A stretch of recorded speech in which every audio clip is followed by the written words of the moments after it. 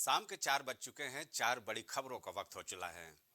आज हम 4 बड़े मुद्दों पर चर्चा करेंगे प्राइम टीवी में। पहले आपको दिखाएंगे खबर, उसके बाद हम उस पर चर्चा भी करेंगे। हमारे साथ अलग अलग संवाददाता हमारे उन खबरों पर बने रहेंगे। तो पहली खबर हम लेते हैं 4 बड़ी खबरों में। देश में लोकसभा चुनाव से पहले नागरिकता संशोधन अधिनियम के नियम लागू हो जाएंगे। केंद्रीय गृह मंत्रालय ने इस मामले में होमवर्क पूरा कर लिया है। संभव है कि जनवरी या फरवरी में सीए के नियम लागू हो जाएंगे। नागरिकता संशोधन अधिनियम के नियमों के तहत भारत के 3 मुस्लिम पड़ोसी देश, जिनमें पाकिस्तान, अफगानिस्तान और बांग्लादेश शामिल हैं, से आए और गैर मुस्लिम प्रवासी लोगों के लिए भारत की नागरिकता लेने के नियम आसान हो जाएंगे। इन 6 समुदायों में हिंदू, ईसाई, सिख, जैन, बौद्ध, पारसी शामिल हैं।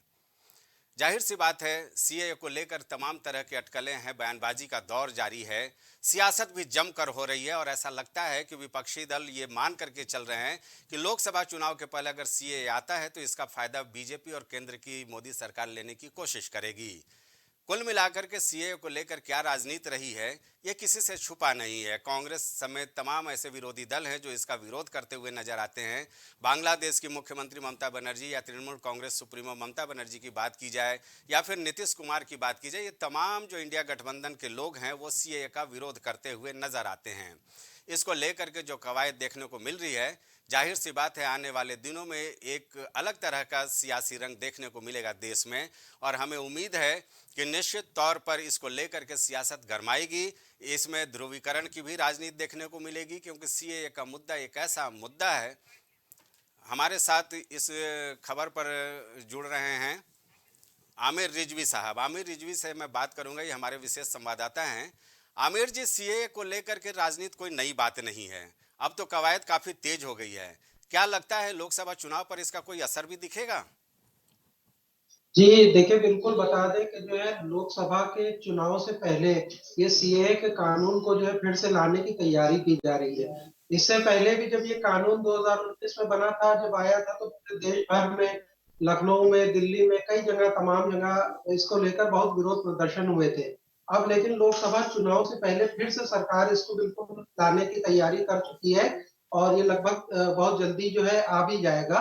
इसमें जो है लगभग जो 2014 दिसंबर से पहले जो लोग जो गैर मुस्लिम वो थे प्रवासी, वो भारत आ गए थे, उन लोगों को नागरिकता देने की बात की जा रही है। जी आमिर, निश्चित तौर पर नागरिकता देने की बात की जा रही है, लेकिन अलग अलग तंजीमों की बात की जाए या फिर अलग अलग सियासी दलों की बात की जाए, सब इसका विरोध कर रहे हैं। ऐसे में क्या मोदी सरकार के सामने एक बड़ी चुनौती नहीं होगी इसे लागू करना, या फिर इसे लागू किया जाएगा तो लोकसभा चुनाव में एक बड़ा मुद्दा नहीं बन जाएगा? जी बिल्कुल, ये लोकसभा चुनाव से पहले अगर इसको लागू किया जा रहा है, तो ये हो सकता है फिर बड़ा मुद्दा बन जाए। इससे पहले भी इसको लेके पूरे देश भर में काफ़ी विरोध प्रदर्शन हुए थे। एक समुदाय के लोगों ने इसको लेके बहुत विरोध जताया था और बहुत लंबा प्रदर्शन चला था। तो हो सकता है चुनाव से पहले फिर ये एक सियासी मुद्दा बन जाए और ये बहुत बड़ी बात होगी फिर से। निश्चित तौर पर सीएए का मुद्दा कोई आम मुद्दा नहीं है, बल्कि देश के सामने जो आप्रवासी हैं, जो यहाँ पर गैर वैधानिक तरीके से निवास कर रहे हैं, वो एक बड़ी समस्या निश्चित तौर पर है। लेकिन इसको लेकर के राजनीति यहाँ हमें लगता है कि कश्मीर से लेकर कन्याकुमारी तक देखने को मिलेगी। तो जाहिर सी बात है इस पर हमारी निगाहें टिकी रहेंगी। आमिर जी, आपका बहुत बहुत शुक्रिया। अब बढ़ते हैं।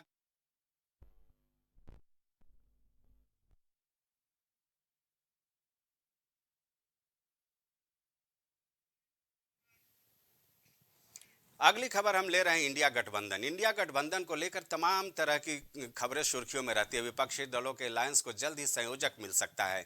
जो संभावना बन रही है उससे यही अंदाजा लगाया जा रहा है कि जल्द ही नीतीश कुमार के नाम पर मुहर लग सकती है। कांग्रेस ने इस संबंध में पहल की है। कांग्रेस हाईकमान ने इस बारे में जदयू प्रमुख नीतीश कुमार और आरजेडी सुप्रीमो लालू यादव से बात भी की है। इससे पहले दिल्ली की चौथी बैठक के बाद कांग्रेस नेता राहुल गांधी ने नीतीश कुमार को फोन किया था और उससे बात भी की थी। कहा यह भी जा रहा है कि कांग्रेस अध्यक्ष मल्लिकार्जुन खड़गे को इंडिया अलायंस का चेयरपर्सन भी बनाया जा सकता है। निश्चित तौर पर इंडिया गठबंधन को लेकर के तमाम खबरें सुर्खियों में रहती है, खास करके तब जब देश धीरे धीरे चुनावी माहौल में रंगता जा रहा है। ऐसे में आम सभा चुनाव को लेकर के जो एनडीए बनाम इंडिया गठबंधन की बात चल रही है, उसमें कहीं ना कहीं एक सुर्खियां बटोरने की कोशिश भी हो सकती है। हालांकि नीतीश बाबू किस तरह से नाराज चल रहे थे इंडिया गठबंधन को लेकर के, और अमूमन देखे होंगे कि कई ऐसे बैठकें हुई जिसमें नीतीश कुमार बीच में ही बगैर प्रेस कॉन्फ्रेंस में शामिल हुए ही वहां से उठकर चले गए थे। तमाम तरह के कयास आ रहे थे कि नीतीश बाबू क्या अलग थलग हो रहे हैं या अलग सियासी अपनी बिसात बिछा रहे हैं। तो कुल मिलाकर के इन सब चीज़ों को लेकर के चर्चाओं का बाजार काफ़ी गर्म था। इस खबर पर हमारे साथ जुड़ेंगे हमारे स्थानीय संपादक दिवाकर त्रिपाठी जी। उनसे हम जानने की कोशिश करेंगे। जे दिवाकर, इंडिया गठबंधन लगता है कि जमीन के बजाय ज़्यादा तक वो सुर्खियों में ही नजर आ रही है। बिल्कुल देखिए संजय जी, जब से इंडिया गठबंधन की कवायदे यानी तकरीबन 1 साल हो रहा है, कवायदे शुरू हुई थी, तभी से ही ये कहा जाने लगा था कि इस गठबंधन को मूर्त रूप तो दिया जाने की कोशिश की जा रही है, लेकिन कहीं कहीं मूर्त रूप देने में काफी ज्यादा मुश्किलें जो सामने आएंगी।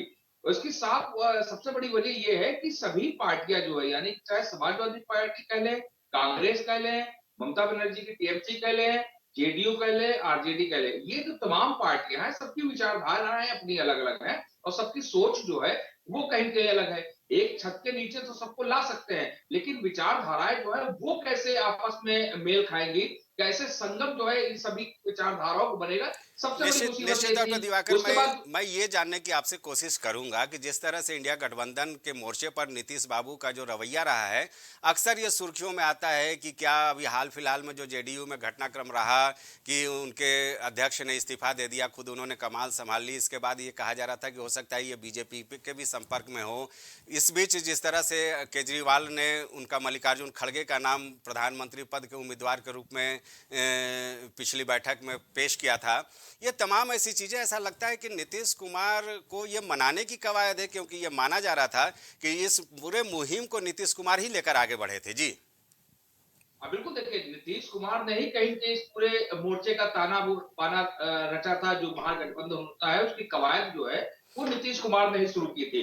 ऐसे में नीतीश कुमार, उनकी पार्टी जो है चाहती थी अगर नीतीश कुमार ही इसके अगुवा बने हैं तो जाहिर बात है कुमार को ही गठबंधन का सबसे बड़ा चेहरा बनाना जाना चाहिए। लेकिन ममता बनर्जी ने जो चौथी बैठक थी उसमें साफ तौर पे प्रस्ताव रख दिया कि मल्लिकार्जुन खड़गे जो है उनको संयोजक बनाया जाए, और अरविंद केजरीवाल ने उस प्रस्ताव का समर्थन कर दिया था। इसके बाद ही कहीं कहीं ये बातें उठी थी कि कहीं कहीं टूट जो है वो हो सकती है। और नीतीश कुमार की बयानबाजी, उनकी पार्टी में जिस तरीके से बैनर पोस्टर उनकी पार्टी के कार्यकर्ताओं नेताओं द्वारा लगाए गए थे, जी उसको देख के भी साफ तौर पर कहा जा सकता था कि कहीं कहीं नीतीश कुमार जो है वो अब नाराज है, क्योंकि उसके बाद नीतीश कुमार ने एक बैठक में जाने से इनकार कर दिया था। काफी ज्यादा अंदरूनी जो बयानबाजी है वो हुई थी, काफी ज्यादा जद्दोजहद हुई थी। लेकिन अब जबकि नीतीश कुमार कहीं के नाराज दिखाई दे रहे हैं, तो कांग्रेस की तरफ से ये पहल की जा रही है कि नीतीश कुमार को किसी तरीके से मनाया जाए। और हो सकता है कि नीतीश कुमार संयोजक जो है वो इंडिया गठबंधन हो, क्योंकि सब जानते हैं कि अगर नीतीश कुमार छटकते हैं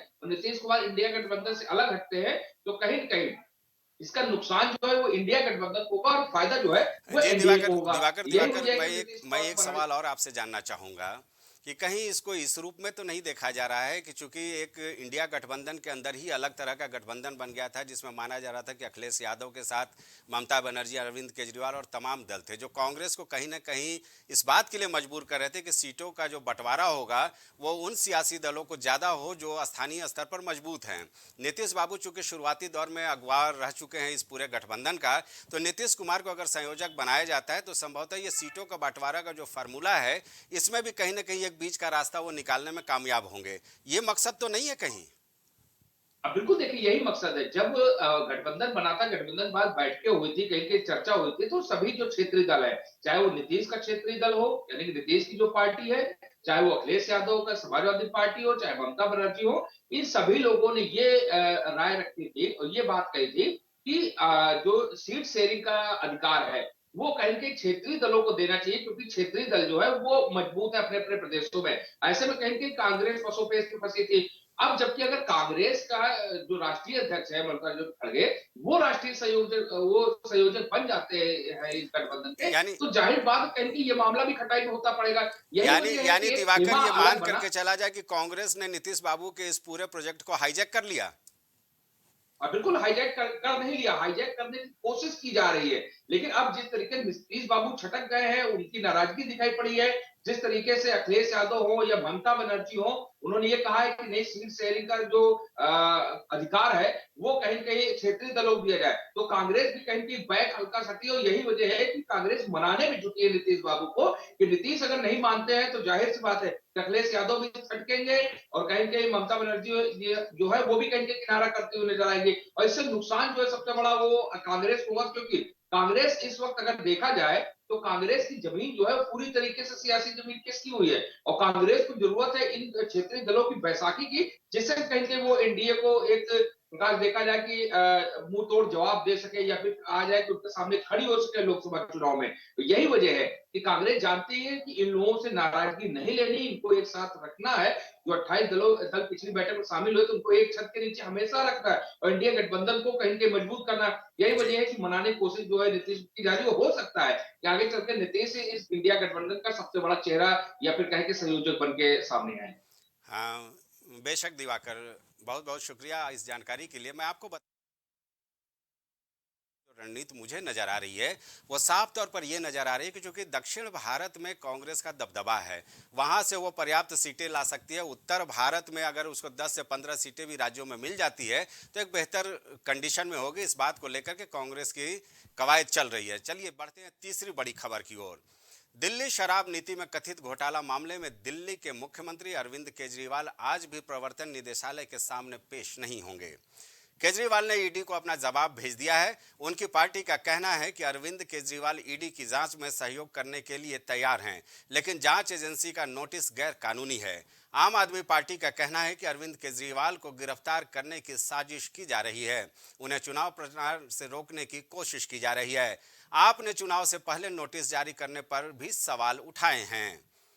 जाहिर सी बात है, अरविंद केजरीवाल को लेकर ईडी का जो लगातार समन आ रहा है, हमें लगता है कि ये तीसरा मौका है जब आपकी ओर से साफ तौर पर ये एक पत्र भेजा गया है ईडी को कि समन तो जारी किया जा रहा है, लेकिन उनका क्या समन जारी करने की वजह क्या है उसको लिखित रूप में ईडी की ओर से नहीं मुहैया कराया जा रहा है। और इस बात को लेकर सियासत जमकर हो रही है। अरविंद केजरीवाल ने साफ तौर पर तीसरी बार भी ईडी के सामने पेश होने से इनकार कर दिया है।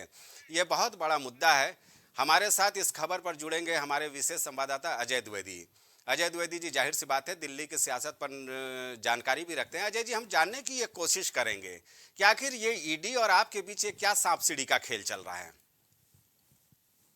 बता दें कि आज एक बार फिर से ईडी ने अरविंद केजरीवाल को फिर से एक समन भेजा, जो कि उनके पास ये तीसरा समन गया। जैसे कि पहले भी केजरीवाल ने ये कहा था, ये समन गैर कानूनी है, और आज भी वो ईडी के सामने पेश नहीं, उन्होंने इसे भी एक बार नकार दिया। दूसरी बात ये निकल के आ रही, सबसे बड़ी बात, कि जो आम आदमी पार्टी ने ये आरोप लगाया कि ये चुनावी माहौल के समय ही जी। इस तरह की बातें क्यों हो रही थी।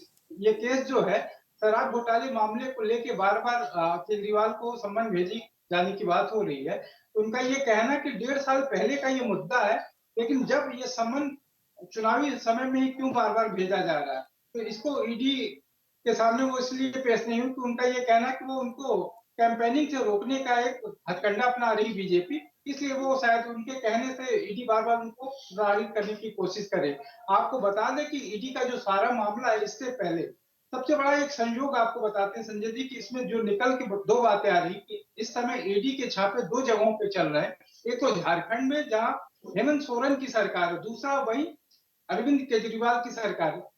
अरविंद केजरीवाल के पास ये तीसरी बार सम्मन गया है, लेकिन इससे पहले सोरेन के पास ये 7 बार सम्मन जा चुका है। तो क्या ये माना जाए कि सम्मन जो 7 बार केजरीवाल 3 बार ईडी के पास सम्मन जो गया है केजरीवाल का, क्या 4 बार और वो सम्मन के मौके मिलेंगे इनको? यानी कि वो ये चाहते हैं कि वो अजय जी हमें ये लगता है कि जो आपकी ओर से आरोप लगाया जा रहा है वो भी कहीं ना कहीं सही है, क्योंकि ये वैधानिक प्रक्रिया है कि अगर आप किसी को समन जारी करते हैं तो उस नोटिस में इस बात का जिक्र जरूर करते हैं कि आखिर आप समन क्यों भेज रहे हैं। तो हमें लगता नहीं है कि ईडी को भी हठ धर्मिता छोड़ देनी चाहिए। अगर पारदर्शिता के साथ अरविंद केजरीवाल के खिलाफ कोई कार्रवाई करनी है तो जो उनकी डिमांड है वो पूरा कर दे। जी, आपकी बात बिल्कुल सही है, लेकिन ईडी एक वैधानिक तरीके जो मामला चल रहा है कि वो शराब घोटाले मामले में बहुत सारी चीजें हैं। आपको बता दें, थोड़ा सा ध्यान में पिछले समय ले जाना चाहूंगा कि जो ईडी के ये आरोप हो, उस समय के कविता जो कि भारत राष्ट्र समिति की संयोजक भी रही हैं और उनकी प्रमुख भी रही हैं एक समय में, तो के कविता का जिक्र इसमें आया। उनका ये कहना है कि के कविता के आर के अरोड़ा और उस समय के जो भी आरोपी हैं वो उनके संपर्क में थे और जिनके मुलाकात की कविता ने कराई थी केजरीवाल से, और वो आरोपियों के संबंध उनके साथ रहे, तो इस वजह से वो लेके इसको बार बार ईडी उनको सम्मान भेज रहे। लेकिन सबसे बड़ी बात ये निकल के आ रही कि बार बार आम आदमी का कहना ये है कि आम आदमी पार्टी ये बार बार आरोप लगा रही कि आखिर वो किस तौर पे गवाह बनना के कह रही है या फिर किस रूप में वो उसका जिक्र कर रही। बात अभी सौरभ भारद्वाज जो आम आदमी पार्टी के एक मंत्री, उन्होंने ये भी कहा था ये कैंपेनिंग के समय इस तरह की बातें हो रही। वही दूसरी पांच तरफ आम राज्यों का आदमी जो ने हालिया चुनाव था उस वक्त भी अरविंद केजरीवाल जी को इस तरह का समन भेजा गया था। उस वक्त भी यही पत्र आपकी ओर से ईडी को भेजा गया था कि भाई समन जारी करने का आप कारण तो बताओ। अगर ईडी को वाकई लगता है तो इस बार जो समन जारी किया था तीसरी बार, तो उसमें कारण बताने में आखिर जाता क्या है, मैं तो ये जानना चाहता हूँ। हालांकि ये बात अलग है कि विरोधी दल कहते हैं कि हेमंत सोरेन के खिलाफ ईडी की कार्रवाई काफी तेज हो रही है, उधर ममता बनर्जी के भाई के बहाने ममता बनर्जी पर भी कार्रवाई तेज करने की कवायद है। तो कुल मिलाकर के ये तो विरोधी दलों का आरोप है, लेकिन ईडी को कम से कम एक चूंकि पारदर्शी वो संस्था है तो हमें ये मान करके चलना चाहिए कि जो भी कार्रवाई हो वो पारदर्शिता से हो। कारण आप बता दो किसी को भी, अगर वो आरोपी है तो उन्हें जेल में डाल दो, इसमें क्या गुरेज है। ये आपको बता दें कि जो प्राइम टीवी के सूत्रों के अनुसार जो खबर निकल के आ रही वो ईडी शायद चुनाव से पहले इन पे किसी भी तरह से दबाव बनाने की कोशिश में कर रही है, लेकिन ईडी के पास जो एग्जैक्ट खबर ये है कि उनके पास कोई ऐसा सबूत, पुख्ता सबूत नहीं है जिसमें वो अरविंद केजरीवाल को आरोपी बना सके। लेकिन ये जरूर है कि उनको परेशान करने की कोशिश की जा रही है। लेकिन वहीं आम आदमी पार्टी भी इस मुद्दे को बढ़ाना चाह रही है, वो इसी सहारे वो 2024 के लोकसभा चुनाव के नजदीक जा सके कि वो बीजेपी को घेर सकते हैं इस बात को लेके। जैसे आपको हमने पहले ही बताया कि हेमंत सोरेन ने ऑलरेडी पहले 7 बार उनके पास ईडी का सम्मान गया था, लेकिन वो पेश नहीं हुए। वही अभी अरविंद केजरीवाल के पास 4 मौके और है। आपको एक ध्यान दिलाना चाहूंगा कि शरद पवार को भी ईडी ने नोटिस भेजा था, तो लास्ट टाइम में जी शरद पवार के पास भी कुछ पुख्ता सबूत नहीं थे, लेकिन शरद पवार ने ये कहा था कि ईडी के सामने मैं जाऊंगा और अपनी बात रखूंगा, तो फिर ईडी ने उनको शायद सहूलियत दे दी थी। लेकिन यहाँ सबसे बड़ी बात है कि बीजेपी घेरना भी चाह रही और उसके पास कोई पुख्ता सबूत नहीं, इस वजह से अरविंद केजरीवाल से किनारा भी नहीं कर पा रही। लेकिन सबसे बड़ी बात है आम आदमी पार्टी ये भी कोशिश कर रही है कि वो ईडी के सवालों का जवाब देने के लिए एक लिस्ट चाहते कि आखिर वो 7 सवाल है या 5 सवाल है, जो भी है वो सवालों की एक लिस्ट भेजे। लेकिन 2024 लोकसभा के चुनाव के मद्देनजर आम आदमी पार्टी से एक बड़ा मुद्दा बना के बीजेपी को घेरना भी चाह रही, इसलिए सुर्खियों में रहना चाहती है। जी जी अजय, बहुत सही बात है। हमें लगता है कि अगर आम आदमी पार्टी में अगर केजरीवाल को भी किसी भी हालत में जेल जाने की स्थिति बन जाती है तो पहले ही मनीष सिसोदिया और संजय सिंह जैसे तमाम आपके नेता जेल में हैं, तो उसकी पूरी सियासी जो रणनीति है वह कहीं ना कहीं बिखर कर रह जाएगी, इसमें कोई दो राय नहीं है। बहुत बहुत शुक्रिया अजय द्विवेदी इस पूरी जानकारी के लिए। अब चलते हैं आखिरी 4 बड़ी खबरों में आखिरी खबर की ओर। साक्षी मलिक के इस आरोप को लेकर के हम बात करेंगे। बढ़ते हैं अगली खबर की ओर। जी हाँ, भारतीय कुश्ती जगत इस समय काफी उथल पुथल के दौर से गुजर रहा है। ब्रिजभूषण शरण सिंह के खिलाफ पिछले साल हुए खिलाड़ियों के प्रदर्शन के बाद भारतीय कुश्ती महासंघ के चुनाव दिसंबर में हुए थे और संजय सिंह को अध्यक्ष चुना गया था, लेकिन खेल मंत्रालय ने उन्हें बर्खास्त कर दिया। अब रियो ओलंपिक 2016 में भारत को ब्रॉन्ज मेडल दिलाने वाले साक्षी मलिक ने एक और खुलासा किया है। उन्होंने अपने घर पर प्रेस कॉन्फ्रेंस में आरोप लगाया है कि उन्हें और उनके परिवार को धमकियां मिल रही है। उन्होंने साफ तौर पर कहा है कि ब्रिजभूषण सिंह के लोग उन्हें कॉल कर रहे हैं। जाहिर सी बात है, ऐसा लगता है कि अखिल भारतीय कुश्ती महासंघ जो है वो कहीं ना कहीं पूरी तरह से विवादों में घिरा हुआ है। ब्रिजभूषण शरण सिंह के ऊपर एक से एक आरोप लगाए गए, क्या कुछ हुआ सबने देखा। जितने हमारे ओलंपियन खिलाड़ी थे वो धरना प्रदर्शन से लेकर के अपने मेडल वापसी तक। एक वाकया तो ये भी हुआ था कि विरोध के दौरान हरिद्वार में जाकर के सारे अपने मेडल को गंगा में विस्तारित करने के लिए भी आतुर हो गए थे। हालांकि उस समय भारतीय किसान यूनियन के नेताओं ने ऐसा करने से रोका था। फिलहाल 4 बजे की 4 उसने जो है अपने ही घर में नेशनल रख दिया बिना किसी नियमों को जाने। और ब्रिजभूषण ताकतवर है, पर इतना ताकतवर है ये हमें मालूम नहीं था। और अभी 2-4 दिन से भी एलिगेशंस लगा रहा है, 2-4 दिन से नहीं काफी दिनों से एलिगेशंस लगा रहा है कि हम जो है वो जूनियर बच्चों का हक मार रहे हैं, जूनियर बच्चों का फ्यूचर खराब कर रहे हैं। मैंने संन्यास ले लिया है।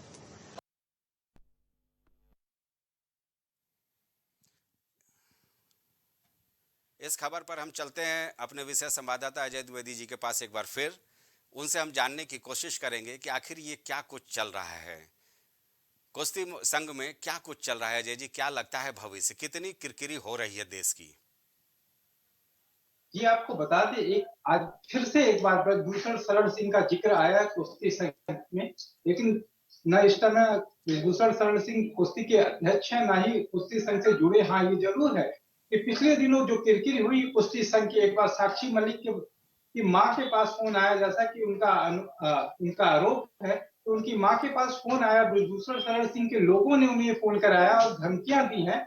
उनका सीधा सा कहना है कि शायद वो तुम्हारा जीवन बर्बाद कर देंगे। लेकिन साक्षी मलिक ये कह रही इस तरह की जो चीजें हैं वो इसलिए लड़ रही कि आगे भी आने वाले समय में और बेटी बहनों के साथ इस तरह की घटनाएं न, इसलिए वो इसका विरोध कर रही है। और सबसे बड़ी बात है, आपको दिखा रहे प्राइम टीवी में एक जो विजुअल चल रही है उसमें ये सीधा लिखा है कि जो साक्षी मलिक, विनेश फोगाट और बजरंग पूनिया का सीधा पोस्टर, उसमें क्रॉस के निशान बने हैं। और उनका ये कहना मलिक का कि सीधे ये ब्रजभूषण शरण सिंह के लोग हैं जो उनका विरोध कर रहे हैं। उनका ये कहना कि ये कुश्ती संघ से इन 3 कुश्ती खिलाड़ियों से बचाया जाए और कुश्ती को एक साफ सुथरा किया जाए। यानी कि अब सीधे आरोप प्रत्यारोप की बातें निकल के आ रही है। लेकिन उनका साक्षी मलिक का सीधा ये कहना है सीधे तौर पे कि मुझे संजय राय या से कोई परेशानी, लेकिन ये जरूर है कि ब्रजभूषण शरण सिंह के जैसे संजय राय होंगे तो जरूर परेशानी होगी। इसीलिए उनका ये कहना है कि सरकार एक पिता की तरह होती है, तो वो चाहती है कि पिता की तरह एक भूमिका अदा की जाए और खिलाड़ियों को संरक्षण दिया जाए। जी अजय जी, ये ब्रिजभूषण सिंह की इतनी दादागिरी क्यों चल रही है, हमें समझ में नहीं आ रहा है।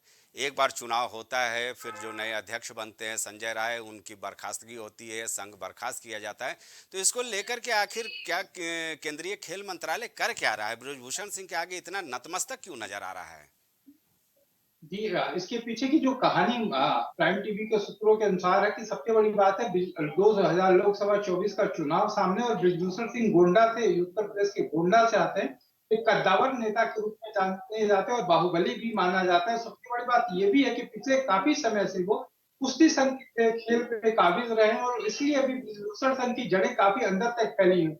उसमें सचिव से लेकर बहुत सारे बड़े अधिकारी भी ब्रिजभूषण शरण सिंह के संरक्षण में कहीं न कहीं रहे हैं या उनके साथ रहे हैं। तो अभी पिछले दिनों चुनाव हुआ संजय राय का, वो चुन के तो जरूर आए, लेकिन उसके बाद ये दबदबा टाइप की बातें भी निकल के आई। शायद उनको ये बदजुबानी उन पे भारी पड़ी। खेल संघ और कुश्ती संघ ने एक्शन तो लिया, लेकिन उसके बावजूद अभी भी जड़ें ब्रिजभूषण शरण सिंह की काफी मजबूत है। इस वजह से ये सब चीजें निकल के आ रही है।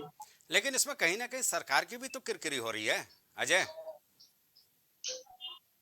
सरकार की किरकिरी तो जरूर है, लेकिन सबसे बड़ी बात यह भी है कि सरकार अभी इस मामले में बहुत कुछ कहने से बच रही है। लेकिन ये जरूर है कि पिछले दिन ओलंपिक संघ ने एक अलग से कमेटी बना के गठित किया कि जो कुश्ती संघ की चीजों पे निगरानी रखेगा और कौन क्या कर रहा है इसकी भी बातें की जाएंगी। लेकिन रही बात, पिछले दिन खेल मंत्री अनुराग ठाकुर ने भी इस पे काफी कुछ कहा था और पहले भी ये खिलाड़ियों के साथ मिलकर वो कह चुके हैं कि अभी जो भी खेल संघ में या कुश्ती संघ में जो भी अधिकारी आएगा वो ब्रजभूषण शरण सिंह जैसा नहीं होगा, और ब्रजभूषण शरण सिंह से इसको बिल्कुल मुक्त कराने की बात कही थी। जी, काफी गंभीर आरोप थे अजय, बहुत बहुत शुक्रिया इस जानकारी के लिए। उन पर कार्रवाई होती दिख नहीं रही है। जाहिर सी बात है, एक एक कर अगर हमारे ओलंपियन जो खिलाड़ी हैं वो अपने मेहनत और गाढ़ी कमाई से हासिल किए गए तमगों को लौटाता है तो वो देश के लिए शर्मसार करने वाली घटना होगी। तो ये थी 4 बजे की 4 बड़ी खबर। देश दुनिया की बाकी खबरों के लिए आप जुड़े रहिए प्राइम टीवी।